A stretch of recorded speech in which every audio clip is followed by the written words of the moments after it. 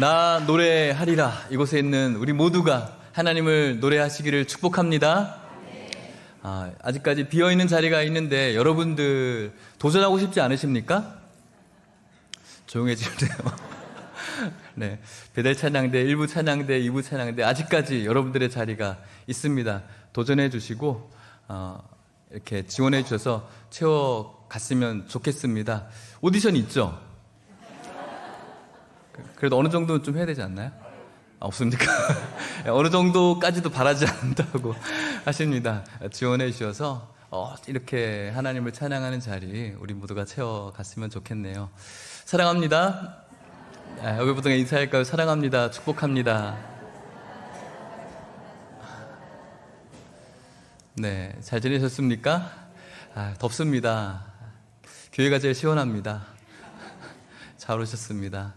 하나님의 폭포수와 같은 은혜가 이곳에 있는 우리 모든 성도님들에게 내려지시기를 축복합니다. 오늘 우리가 읽은 본문은 다윗이 지었습니다. 다윗이 인생의 여러 굴곡을 맛본 사람이죠. 하나님과 참 가까운 사람이기도 하지만 때로는 하나님의 뜻을 기대를 저버리고 또 하나님께 또 얻어맞기도 하고 또 어려운 인생의 굴곡도 있었습니다. 그 모든 굴곡을 지나고 난 뒤 다윗이 깨달은 것이 있었던 것 같습니다. 오늘 우리들에게 그것을 이야기합니다. 나는 찬양하리라 라고 말합니다. 오늘 이 말씀은 우리가 찬양해야 될 이유에 대해서 다시 한번 우리를 세워주는 그런 말씀이기도 합니다. 인생의 여러 가지 굴곡들 다윗이 가졌던 것처럼 우리들의 인생도 그런 굴곡의 삶이기도 하겠습니다. 좋은 부분들도 있었을 것이고 또 내려가는 부분들도 있었을 것입니다.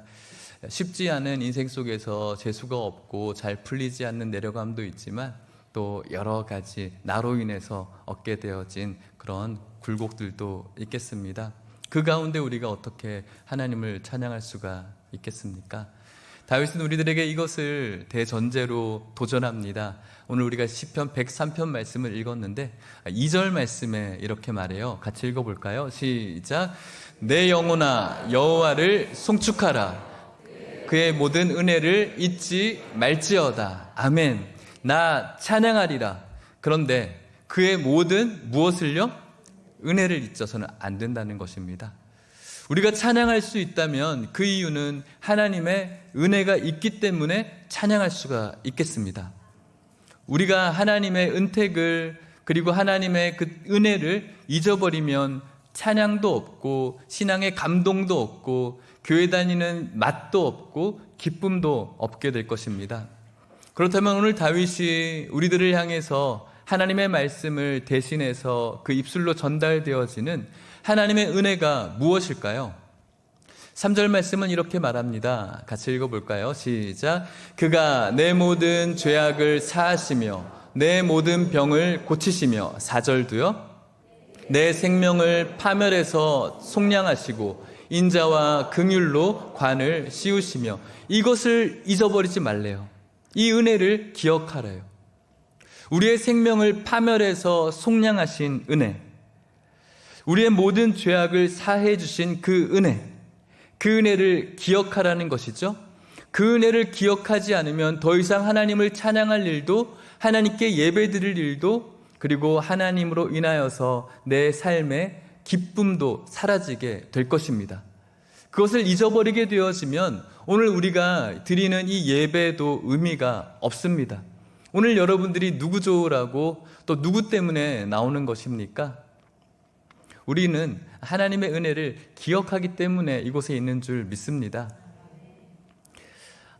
저와 여러분들의 이 죄악의 분량들을 기억할 때 성경이 이야기하는 것처럼 우리를 생명에서 파멸할 자로에서 속량하신 것, 우리의 죄의 분량은 우리의 생명이 사실 파멸되어져 있는 분량이었는데 속량이 있었습니다. 대가가 있었다는 것이죠. 하나님께서 우리 때문에 대가를 치러주셨습니다. 우리가 그 대가를 치른 것이 아닙니다. 그 대가는 엄청난 것이었습니다. 자신의 사랑하는 하나밖에 없는 아들을 십자가에 올리시는 희생이었고 대가였습니다. 사실은 예수님 그곳에서 내려오십시오. 제가 올라가야 됩니다라고 늘 고백할 수 있어야 됩니다. 그것을 확인하고 고백하는 자리가 사실 이 예배 시간이죠. 주님, 왜 주님께서 그곳에 오르셨습니까? 주님께서 내려오셔야 됩니다. 제가 올라가야 됩니다. 제가 올라가야 될 그 자리에 주님께서 왜 오르셨습니까? 그렇게 주님 앞에 나와서 그분의 하신 이 대가, 속량을 찬양하고 경배하고 송축하고 다시 우리들을 돌아보며 낮아질 수 있는 그 모습이 오늘 우리들의 모습, 그리고 우리들의 예배여야 된다는 것이죠. 하나님께서는 다윗에게 그런 은혜를 베풀어 주셨고 오늘 우리들에게 그 은혜를 베풀어 주셨는데 그 은혜를 기억하라고 말하고 있는 것입니다. 하나님께서는 그냥 눈 감아 줄게 이런 분이 아니세요. 하나님의 속성은 6절 말씀에 이렇게 말합니다. 여호와께서 공의로운 일을 행하시며 억압당하는 모든 자를 위하여 심판하시는도다. 하나님은 공의로우신 하나님이세요. 정확한 셈을 가지고 계세요. 정확한 분이세요. 그 죄와 또 공에 대해서 정확한 판단과 심판을 하시는 분. 친하다고 잘해주고 친하지 않다고 못해주는 것이 아니라 정확한 공의를 가지고 있는 분. 물론 말씀에서 억압당하는 자를 위하여 심판하시는 분, 때로는 모함당하고 억울한 일을 당하는 사람들은 돈이 없어서 빽이 없어서 세상의 심판에서 불합리함을 갖게 되어지지만 하나님께서는 그런 자를 불쌍히 여기셔서 또 그 반대의 공의로 그들에게 은혜를 주신 분이기도 하시죠. 하나님은 공의로운 분이고 심판하시는 분. 그분의 공의 앞에 저와 여러분들은 어떤 심판이라고 할까요? 어떤 평가라고 할까요? 어떤 보상이라고 할까요? 어떤 의미에 여러분들과 제가 놓여져 있을까요? 이렇게 생각해 볼까요? 10절 말씀 같이 읽어보겠습니다. 시작. 우리의 죄를 따라 우리를 처벌하지는 아니하시며 우리의 죄악을 따라 우리에게 그대로 갚지는 아니하셨으니. 우리의 죄를 따라 우리를 처벌하지 않았다는 것입니다. 우리가 가지고 있는 이 죄의 연약함, 그 분량만큼 그 징계를 우리가 견뎌야 한다면 남아있을 분들이 얼마나 있을까요? 우리의 죄악을 따라 바로 그대로 갚는다면, 물론 저의 눈에는 여러분들 너무 나이스하시고 좋으신 분이십니다. 착하신 분들이고, 저는 우리 교회 성도님들을 다른 분들에게 소개할 때 언제나 자랑스럽고 확신을 가지고 우리 교회 성도님들은 너무너무 좋고 착한 분이라고 자랑스럽게 이야기합니다. 거짓말 안 보태고 그렇게 이야기합니다. 저에게는 이것이 늘 자랑스러움입니다. 그럼에도 불구하고 하나님 앞에 선 저와 여러분들이 우리의 죄악을 따라 하나님께서 그대로 갚으신다면 여기에 남아있을 우리가 얼마나 있을까 생각해 봅니다. 하나님께서는 우리의 죄의 분량대로 바로 즉시 그대로 우리들을 심판하시고 갚으신다면 오늘 우리는 가장 불쌍하고 힘들고 어려운 사람 중에서 최고일 것이라고 생각이 듭니다. 여러분들은 본인들에 대해서 어떻게 생각할 수가 있을까요? 하나님은 이렇게도 그분을 설명합니다. 8절 말씀인데 그 앞절 말씀인데요. 이렇게 말하죠. 여호와는 긍휼이 많으시고 은혜로우시며 노하기를 더디하시고 인자하심이 풍부하시도다. 우리의 죄의 분량에 따라 그대로 심판한다면 남아있을 사람이 없어요. 그런데 하나님께서는 노하기를 더디하시는 하나님, 참아주시는 하나님, 인내하시는 하나님이시죠. 우리의 성정, 우리가 가지고 있는 마음이 하나님이시라면 어떻게 하셨을까라고 생각해 보면 아찔해요. 어제 우리 윤태하 집사님 가정, 우리 최성란 권사님 신방하면서 윤태하 집사님이 남미에서 이렇게 출장을 왔다 갔다 하시는데 그곳 치안에 대해서 막 이야기를 했어요. 굉장히 치안이 그나마 좋다고 해도 남미가 좋지 않죠. 막 총을 쏘고 막 그러지 않습니까? 미국도 총기가 있죠. 그 사람들이 참 총기가 있어서 사고가 많이 나는 좀 아래에 있는 그런 것처럼 보이지만 우리나라의 총기를 자유하게 되면 어떤 일이 벌어질까요? 제가 모르긴 해도 하루에 수십 명, 수백 명 죽어나가지 않을까 그런 생각을 해봅니다. 운전하면서 제일 많이 죽어나갈 것 같아요. 감히 내 앞을 앞지르다니 막 칼치기 하다니 빨리 왜 안 가? 하면서 막 이렇게 빵빵거리고 막 하면서 지금도 한무철 TV인가 이거 보면은 막 그걸 참지 못해가지고 막 서로 싸우고 욕하고 오토바이 하고 막 하는 걸 보면은 총 있으면 막 그대로 쏴버릴 사람들이 얼마나 많은지 몰라요. 사업할 때도 마찬가지고요. 밤에 이런 이렇게 유흥가들도 마찬가지고 욕하고 덤비고 총 있으면은 그런 것들이 남미보다 더할 민족이 우리 민족이 아닐까. 이 분을 가지고 있잖아요. 분노를 가지고 있잖아요.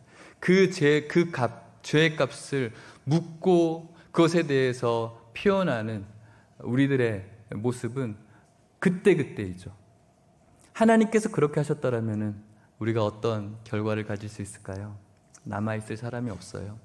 그런데 우리 하나님께서는 노하기를 더디하시는 하나님. 얼마나 감사한가요? 이것에 대해서 감사해 보신 적 있으십니까? 이 은혜를 여러분들이 잊어버리지 않으셨습니까? 다윗은 그것을 기억하라는 것이죠. 다윗도 큰 죄를 저질렀죠. 밧세바를 범하고 우리아를 죽이고 또 자신의 교만함으로 나의 군대가 얼마큼 되는가 그것들을 재어보면서 의시되려고 했던 교만함들. 하지만 또 인생으로 살아가면서 크고 작은 그런 죄들이 왜 없었겠어요? 그때마다 다윗에게 있어서 너무너무 감사한 것은 노하기를 더디하시는 하나님, 그 하나님의 그 은혜가 너무 감사했던 것이죠. 그 은혜가 얼마나 큰지 11절 말씀에 이렇게 말합니다. 이는 하늘이 땅에서 높음같이 그를 경외하는 자에게 그의 인자하심이 크도다. 하나님의 그 은혜가 얼마나 큰지를 생각하면 생각할수록 깊이 깨닫는 거예요. 제가 자주 이야기하는 성경 구절 요한복음 3장 16절에 하나님이 세상을 이처럼 사랑하셨다라는 그 이처럼, 하나님이 세상이라는 나라는 세상을 이처럼 어떻게 사랑할 수가 있을까? 그 은혜가 묵상되면 묵상되어질수록 하늘이 땅에서 깊음같이 깊어질 수 있는 그런 우리들의 깨달음이 있었으면 좋겠어요. 이처럼 나를 사랑하신 것이 아니라 그 말씀을 또 묵상하면은 하나님이 나의 연약함을 보시고 이처럼 사랑하셨구나. 정말 내가 이렇게 부족하고 또 이렇게 실수하고 실패하는 나의 모습인데 하나님께서 나를 또 이처럼 사랑하시는 분. 점점 그 은혜의 깊이가 깊어지는 것이죠. 신앙생활을 하면 할수록 그 이처럼이 짧아지는 분들이 얼마나 많은지요. 그러니 무슨 신앙생활이 재밌겠어요? 즐겁겠어요? 억지죠. 그런데 우리는 다윗처럼 하나님의 그 은혜가 얼마나 높은 은혜인지를 생각하면 생각할수록 더 깊이 묵상되어지는 우리 모든 성도님이시기를 축복합니다. 또 이렇게도 표현합니다. 12절 말씀에 같이 읽어볼까요? 시작. 동이 서에서 먼 것 같이 우리의 죄과를 우리에게서 멀리 옮기셨으며. 동이 서에서 멉니다. 만날 수가 없죠. 우리가 분명히 죄를 가지고 있습니다. 하나님은 그 죄를 좌시하지 않으시죠. 하지만 하나님께서는 그것을 속량하여 주심으로 말미암아 마치 동과 서가 만날 수 없는 것처럼 그 죄를 우리를 통해서 떨어뜨려 놓아주셨다. 죄가 우리에서 멀리 있다는 것이 얼마나 다행인지, 얼마나 감사한지, 죄와 늘 호흡하고 마시고 입고 살아가는 우리들에게 하나님의 그 속량하심을 통하여서 그 죄를 멀리할 수 있는 능력을 주시고 은혜를 주셨다. 이것에 감동하고 감격하는 성도가 진짜 성도인데, 오늘 이곳에 있는 교회를 오래 다니셨건 이제 다니셨건 이곳에 있는 모든 성도님들이 이 은혜가 날이 가면 날이 갈수록 더 깊이 새겨지는 그런 충만한 은혜가 오늘 성도님들에게 있기를 축복합니다. 그래서 다윗은 은택을 기억하지 말라고 말합니다. 13절 14절에는 이렇게 말합니다. 같이 읽어볼까요? 시작. 아버지가 자식을 긍휼히 여긴같이 여호와께서는 자기를 경외하는 자를 긍휼히 여기시나니 이는 그가 우리의 체질을 아시며 우리가 단지 먼지뿐임을 기억하심이로다. 아멘. 하나님께서는 우리를 긍휼히 여겨 주십니다. 긍휼히 여겨 주시는 부분은 분명히 우리의 연약함을 알고 계시는 것이겠죠. 우리가 또 실수하고 또 실패하고 또 넘어지고, 우리의 체질은 오늘 성경이 무엇이라고 이야기합니까? 여러분들의 체질은 무엇입니까? 태양인이십니까? 죄송합니다. 우리의 체질은 먼지라고 이야기하고 있어요. 더스트라고 하죠.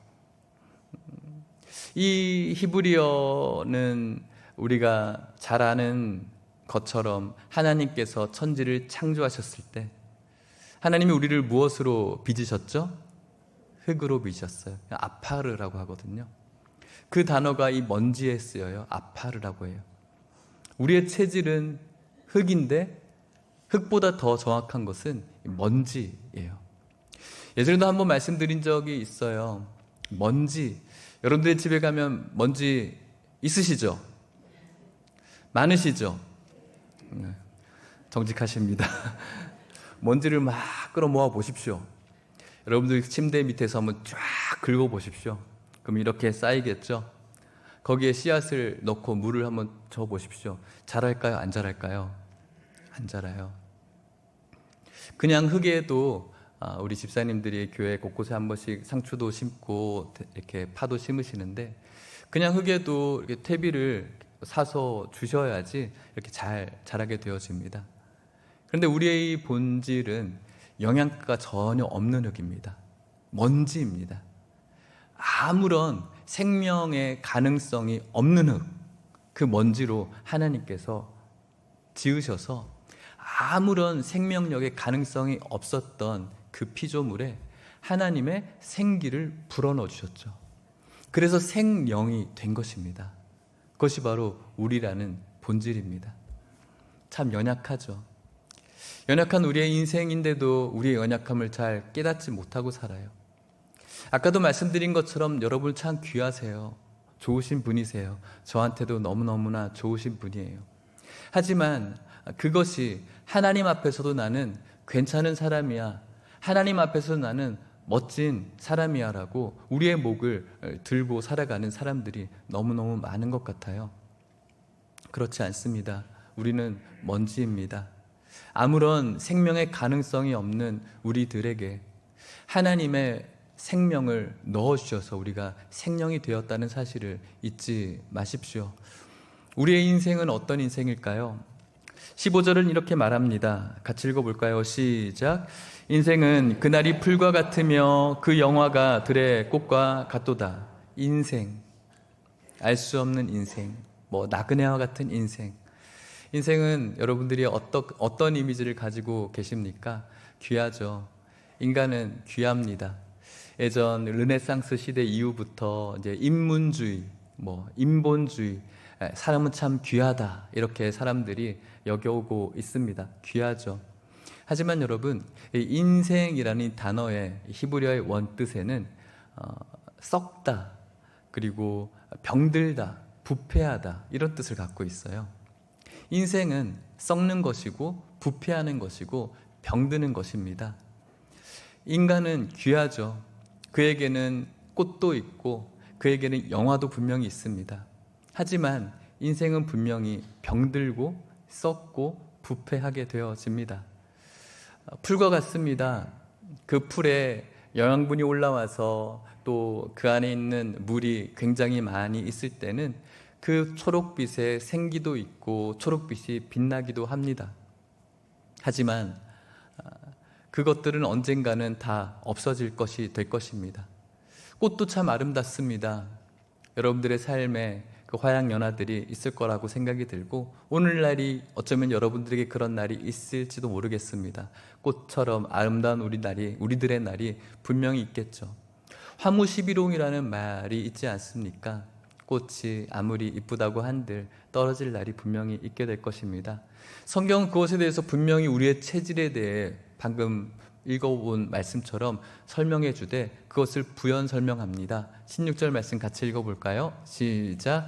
그것은 바람이 지나가면 없어지나니 그 있던 자리도 다시 알지 못하거니와. 바람이 지나가면 없어져 버려요. 예수님께서 살아가는 예수님께서 계셨던 이 아라비아의 이 시대의 바람이 좋은 바람일까요? 아니면 더운 바람일까요? 무더운 바람이죠. 그 무더운 바람이 이 꽃을 지나가게 되어지면 그 꽃은 정말 생기 있었던, 생동감 넘쳤던 튼튼한 나무이기도 했고, 또 아름다운 꽃이 있었지만 그 뜨거운 바람은 이 꽃을 말려버리죠. 그가 가지고 있었던 생생했던 초록빛도 추악한 모습으로 말라지게 될 것이고, 또 그가 가졌던 붉고 노랗고 생기 있었던 색깔들 역시 그 뜨거운 바람이 지나가 버리면 아주 보기 흉할 정도로 폭삭 그렇게 말라버리게 될 것입니다. 말라버린 것으로 끝까지 가는 것도 아니죠. 없어져 버립니다. 그 꽃의 존재 자체가 없어져 버리고요. 성경이 말하고 있는 것처럼 그가 꽂혀 있었던 그 자리 역시도 남아있지 않게 되어지는 것, 그것이 바로 인생이다 라고 다윗이 이야기해주고 있고 하나님께서 말씀해주고 있는 것입니다. 이것은 제한적이고 또 그것은 일시적이고 영원하지 않다라는 것을 말씀하지만, 하나님께서는 영원한 것이 있다라고도 말씀하고 있습니다. 17절입니다.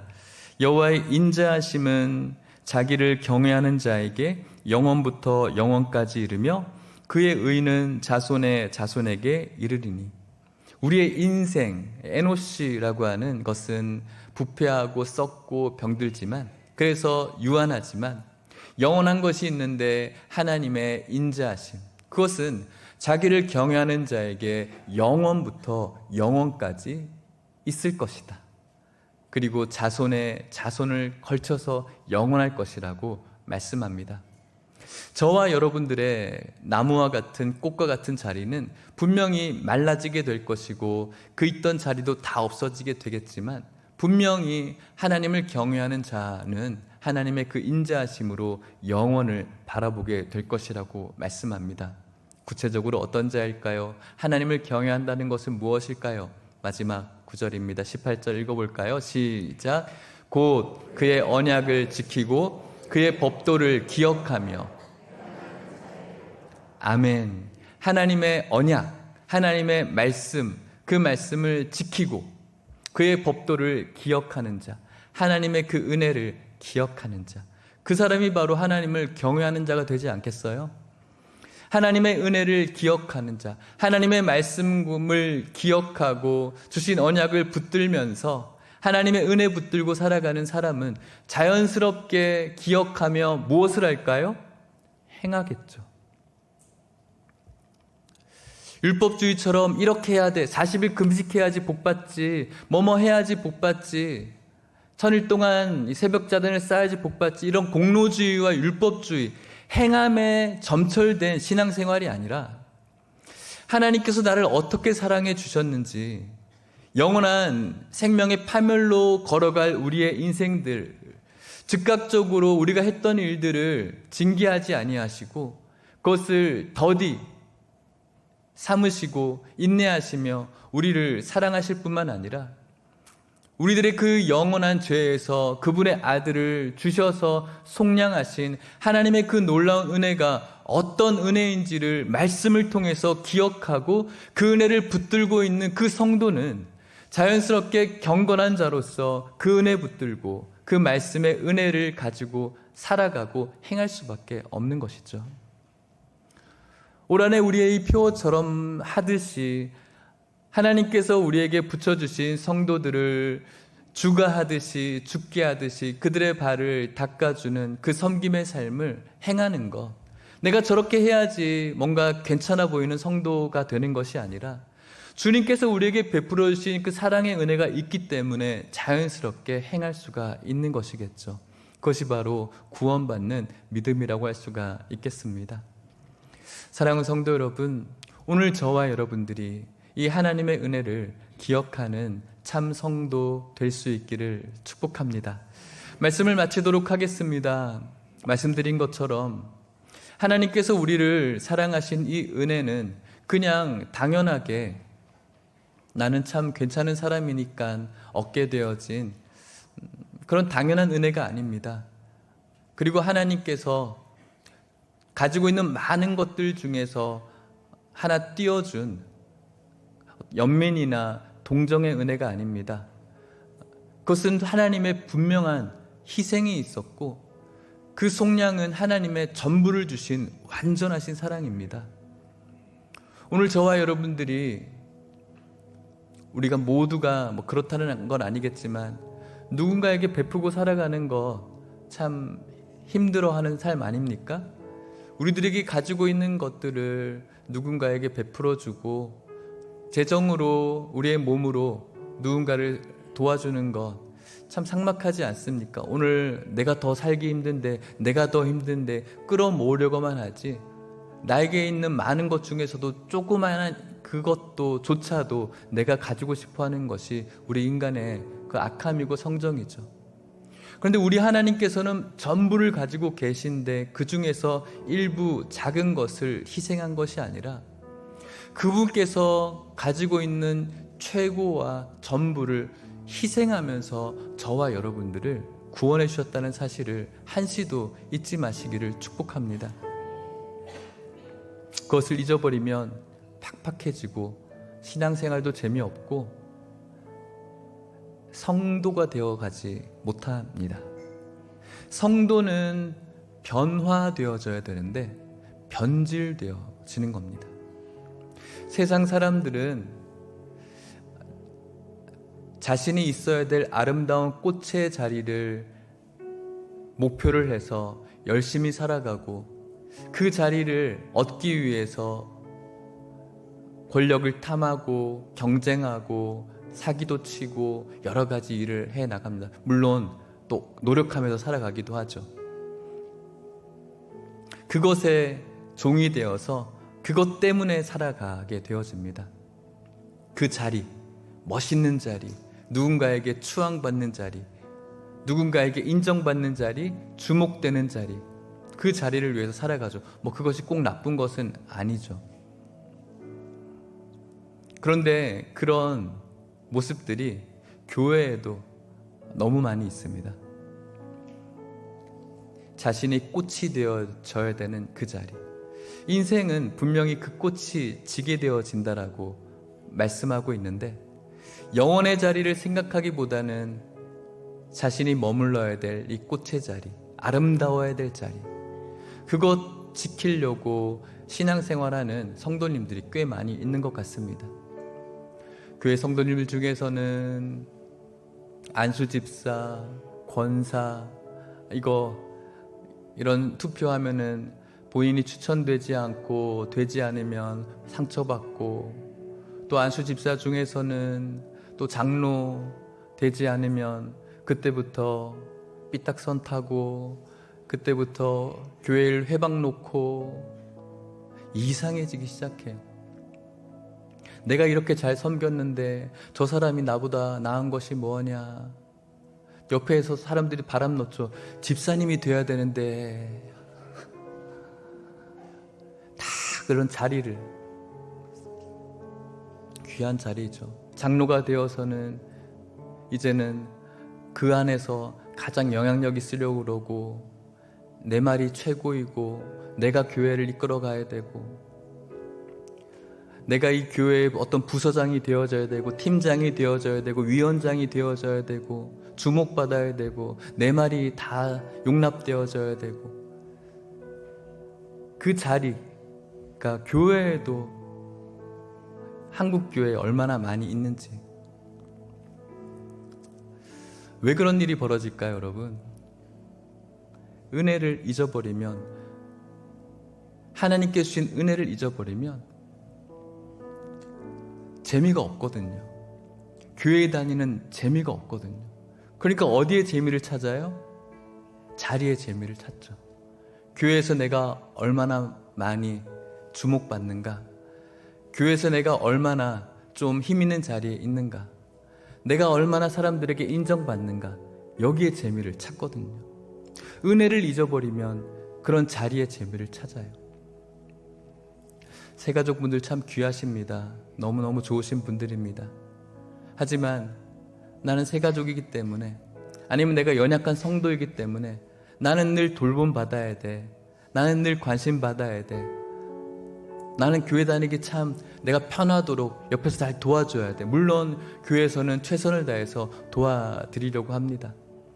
하지만 그 역시도 내가 있을 자리, 그 자리를 찾는 것과 마찬가지 있는 것이죠. 은혜를 잊어버리면 자리 찾게 되어집니다. 하지만 오늘 성경은 분명히 말합니다. 그 자리는 바람이 한번 불고 나면은 그 자리를 찾는 존재 자체도 없어지고 그가 심겼던 그 자리 자체가 다 사라질 것이라고 오늘 성경이 우리들에게 말해주고 있지 않습니까? 그런데 여러분, 오늘 말씀을 준비하면서 주님, 그렇다면 우리들의 자리는 어떤 자리여야 될까요? 그런 마음으로 묵상하고 또 묵상할 때 하나님께서 한 사람을 저에게 떠올리게 해주셨어요. 한 여인이 있습니다. 예수님께서 은혜를 베풀었던 이유 때문에 모든 사람들이 행복하고 즐거운 잔치 자리였습니다. 그런데 한 여인이 무표정으로 주님 앞에 나왔습니다. 그 여인 두 손에는 향유 옥합이 들려져 있었어요. 얼마나 값어치가 있는 옥합이었던지, 값으로 따지면 1년치 노동자의 연봉 정도 되어지는 아주 가치 있는 것이었죠. 아마도 그 여인은 그것을 자신의 결혼 자금으로 준비했을 것 같습니다. 그런데 예수님께서 하나님의 아들이심에 대한 그 은혜를 누렸던 그녀는 모두가 행복해하고 즐거워하는 그 잔치 자리에서 그 옥합을 깨뜨리고 그 옥합을, 향유를 주님께 부어드립니다. 놀라운 것은 그 여인이 예수님의 그 샌들로 다녔던 그 먼지 풀풀 내는 그 발을 자신의 눈물과 여인의 아름다움의 상징이라고 할 수 있는 그 자신의 머리털로 예수님의 발을 닦기 시작하는 것이죠. 내가 이렇게 예수님의 발을 열심히 닦고 있어요. 내가 이렇게 예수님을 섬기고 있어요. 그렇게 이야기하지 않고 그저 주신 은혜가 너무나 감사해서 하나님 앞, 그 예수님의 그 먼지나는 추악한 발을 눈물 푹 흘리면서 아무 말 없이 자신의 머리털로 닦고 있는 그 여인. 그것을 바라보고 있는 주위 사람들이 말을 합니다. 너 미친 거 아니야? 이게 세상적인 논리랑 전혀 맞지 않는, 너 지금 뭐 하고 있는 거야? 이게 맞는 게 아니잖아. 그 비싼 거, 그 아까운 걸 이렇게 해서 어떻게 해? 예수님, 이거 지금 이렇게 비싼 거 해도 되겠어요? 세상과 논리에 맞지 않거든요. 그런 그녀에게 예수님께서 이렇게 말씀을 하세요. 마태복음 26장 12절 13절인데요. 이 여자가 내 몸에 이 향유를 부은 것은 내 장례를 위한 여한민이라. 이 여인이 지금 하고 있는 이 일은 내 장례, 죽음, 십자가, 그 십자가를 위해서 하고 있는 것이다. 그리고 13절, 내가 진실로 너희에게 이르노니 인생이라는 것은 다 없어지고 바람이 불면 있던 자리도 없어지겠지만 아무도 기억하지 못하겠지만 내가 진실로 너희에게 이르노니 온 천하에 어디서든지 이 복음이 전파되어지는 그곳에서는 이 여자가 행한 일도 말할 것이고 그를 영원히 기억할 것이다. 우리 인생이라는 이 에노시는 부패하는 것이고 썩는 것이고 병드는 것이지만, 그래서 언젠가 뜨거운 바람이 불면 그 있던 자리도 다 없어지고 누구도 기억하지 못하는 것이 우리의 인생이겠지만, 주님 주신 은혜를 기억하며 자신이 가지고 있는 그 귀한 것들을 아낌없이 주님 앞에 부어드리고, 내가 이렇게 했어요, 내가 이렇게 잘했어요, 나를 주목해 주세요, 내가 이렇게 멋져요 라고 말하는 것이 아니라 그 은혜가 너무 감사해서 눈물로, 그녀의 그 아름다운 머리털로 그분의 먼지 나는 그 발을 조용히 닦고 있는 그녀에게 이 여인이 내 십자가의 죽으심을 기념하고 있고, 세상 많은 사람들은 저 멍청한 것, 저 어리석은 것, 뭐 하고 있나, 저런다고 무엇이 나오나 이야기하는 그런 상황 속에서 세상 사람들은 이 여인을 기억하지 못하겠지만 내가 그녀를 기억하겠다. 이 자리가 영원한 자리다라고 오늘 예수님께서는 말씀해주고 있는 것입니다. 제가 그랬으면 좋겠고 오늘 여러분들이 그랬으면 좋겠습니다. 유한한 이 인생 속에서 자신의 그 아름다운 자리를 찾기 위해서 허덕이고 있는 세상 사람들이 아니고, 이 거룩한 교회에서 장로 되고 안수집사 되고 권사 되고 팀장 되고 위원장 되고 무언가 영향력 있는 자리 되고 내 말이 용납되어져야 되고 내가 인기 있어야 되고 나를 주목해야 되고 그런 자리 찾아다니는 인생이 아니라 예수님의 그 은혜를 기억해서 그것이 너무나 감사해서 오늘도 아무도 아름답게 보지 않는 그 피 묻은 십자가 앞에 나아가서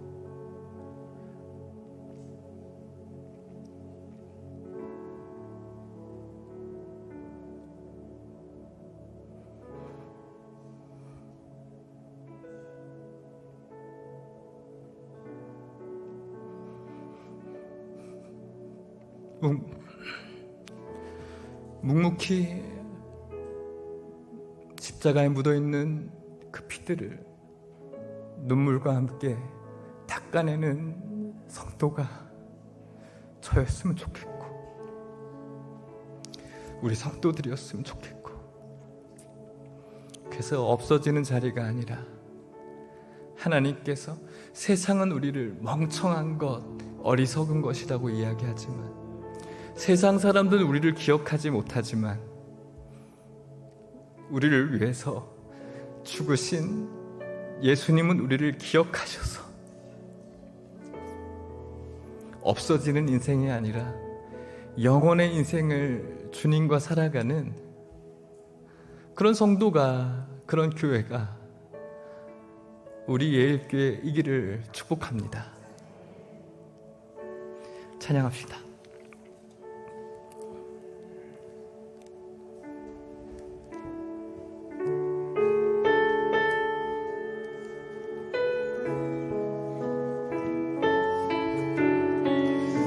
가사를 생각하시면서 마리아의 마음으로 같이 노래합시다. 주 발 앞에 무릎 꿇고 그 사랑에 나 안기네. 어떤 말도 그 어떤 소리도 앞에서 잠잠해지네.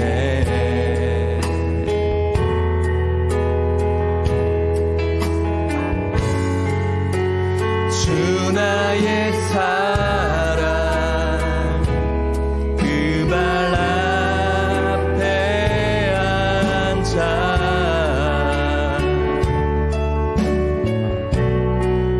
내 모든 기도는 사랑의 노래가 되네.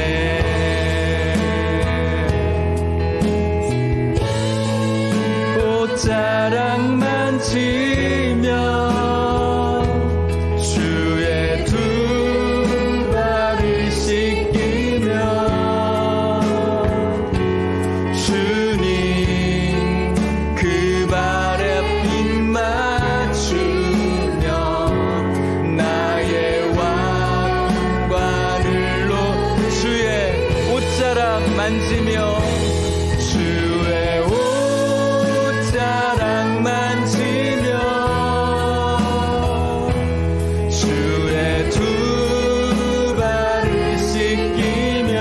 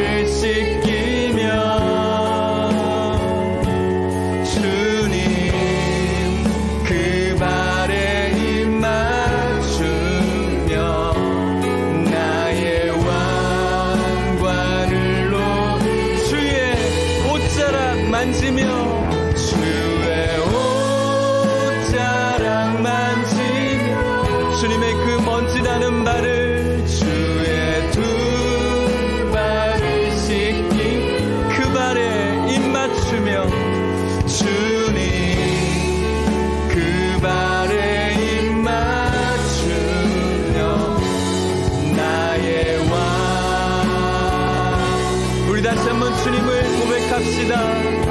여러분들의 영원한 자리를 기억하며 주님의 옷자락, 주의 옷자락, 잠잠히 두 발을 씻기며 주의 두 발을 씻기며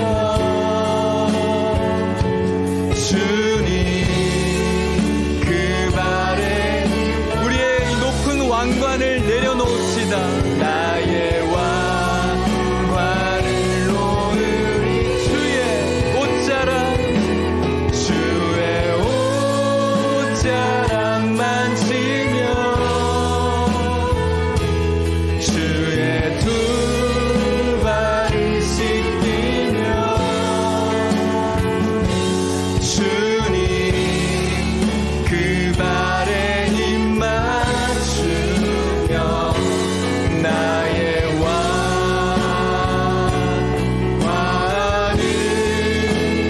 놓으리. 우리 같이 기도합시다. 은혜를 잊어서는 안 됩니다, 여러분. 하나님이 우리를 얼마나 참고 계셔 주셨는지, 얼마나 노하기를 더디해 주셨는지를 잊어서는 안 됩니다.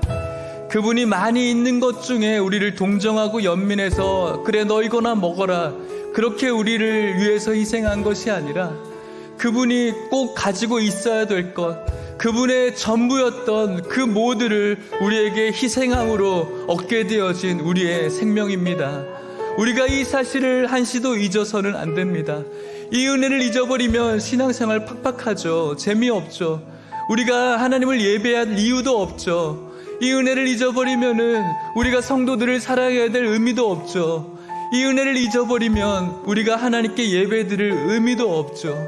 이 은혜를 잊어버리면 재미없어요. 그러니 이 세상에서 자리나 찾고 있는 거예요. 그러니 교회에서 자리나 찾고 있는 거예요. 은혜가 없으니 이 교회에서 내 재미를 찾아서 이것저것 다 해보는 거예요. 우리 성도님들은 그렇게 해서는 안 돼요. 우리를 얼마나 사랑하셨는지 그저 이 여인처럼 그 은혜가 얼마나 놀랍고 깊은 은혜인지를 기억하면서 우리에게 있는 것들을 깨뜨려서 주님의 그 더러운 그 먼지 나는 그 발, 우리의 죄를 위해서 흘리신 그 보혈이 묻어있는 그 십자가를 눈물로 우리의 아름다움으로 묵묵히 닦아내는 것, 그것이 바로 세상은 뭐 하는 것이냐고, 뭐 멍청한 짓 하냐고, 왜 그렇게 어리석냐고, 또 속고 있냐라고 이야기하는 그 세상이 기억하지는 못하지만 영원하시고 전능하신 우리 예수님을 기억하는 그런 자리가 되는 것입니다. 우리 모든 성도님들이 그 자리에 있기를 원합니다. 세상은 기억하지 못해도 예수님이 기억하시는 가장 유명한 자리가 저와 여러분들의 자리이기를 고백하면서 우리 같이 한번 기도했으면 좋겠습니다. 기도하겠습니다. 하나님 아버지 감사합니다. 오늘도 하나님의 은혜를 우리가 기억합니다. 하나님, 우리가 주님을 예배하는 이유가, 교회에 나오는 이유가 누군가에게 섬김받고 내가 재밌고 내가 즐겁고 나에게 유익이, 어떤 세상의 유익이 있어서 나오는 것이 아니라 하나님 우리에게 베풀어 주신 은혜가 얼마나 귀한지, 그 은혜가 얼마나 기쁜 것인지, 얼마나 놀라운 것인지를 깨닫고 주님 앞에 나아가는 우리 모든 성도이기를 원합니다. 하나님 아버지, 주님께서 베풀어 주신 은혜를 기억하면서 우리의 귀한 향유 옥합을 깨뜨리고 주님의 그 십자가, 피 묻은 그 십자가, 그 거친 십자가를 우리가 말없이 조용히 닦아내는 그 자리가, 세상은 외면하고 세상은 무시하고 세상은 기억하지 않지만 예수님이 기억하는 자리임을 우리 모두가 느끼게 하여 주시옵소서. 주신 하나님 아버지, 오늘도 우리들에게 은혜를 허락해 주셔서 감사합니다. 하나님, 우리가 하나님의 놀라운 사랑을 받았지만 하나님 구원의 이 놀라운 은혜를, 누구도 얻을 수 없는 은혜를 우리가 받았지만 하나님 여전히 우리의 시선은 나의 왕관에 꽂혀 있는 듯 합니다. 하나님, 이제는 우리의 왕관을 내려놓게 하여 주시옵시고, 진정한 왕이신 하나님, 교회는 우리가 높아지는 자리가 아니고 하나님이 높아지는 자리임을 기억하면서 우리에게 주신 은혜를 기억하고 우리의 향유옥합을 깨뜨려 묵묵히 주님 발 앞에 나아가 우리가 가지고 있는 아름다운 것으로 주님의 그 피 묻은 십자가를 오늘도 묵묵히 닦아낼 수 있는 우리 모든 성도님들 될 수 있게 하여 주시옵소서. 교회를 이제 다녔건 오래 다녔던 간에 오늘 말씀이 우리 모두에게 은혜가 되어서 하나님, 이 교회에서 피 묻은 십자가를 묵묵히 닦아내는 그 자리를 우리 모두가 지켜가게 하여 주시옵소서. 세상은, 그리고 믿지 않는 우리 주위의 시선들은 뭐 하는 것이냐고, 그렇게 하는 것이 멍청한 짓 아니냐고, 교회에서도 그런 시선으로 우리를 바라볼 수 있는 이 자리에서 세상 사람들은 기억하지 못하지만 주님이 기억하는 이 자리야말로 영원히 있는 자리임을 기억하며 주님 오시는 그날까지 이 자리를 지키며 주님의 크신 은혜와 사랑과 축복 얻는 성도가 오늘 이곳에 있는 모든 성도님들, 그리고 저 될 수 있기를 원합니다. 이 결단을 잊지 않고 은혜 속에 걸어가는 모든 성도님들 될 수 있도록 축복하여 주시옵소서. 지금은 예수 그리스도의 은혜와 하나님의 사랑과 성령의 교통하심이 우리가 가지고 있는 왕관을 주님 앞에 내어드리고, 주님께 세상은 기억하지 못하지만 주님이 기억하는 그 자리에서 주님의 피 묻은 십자가를 말없이 닦아드리며 주님의 사랑을 노래하고 예배하며 주님의 크신 은혜와 풍성한 복을 누리기를 소망하는 오늘 이곳에 있는 모든 성도님들과 이들의 가정과 사랑하는 하남 예일교회와 다음 세대 우리 아이들 가운데 이제부터 영원토록 함께 있을지어다. 아멘.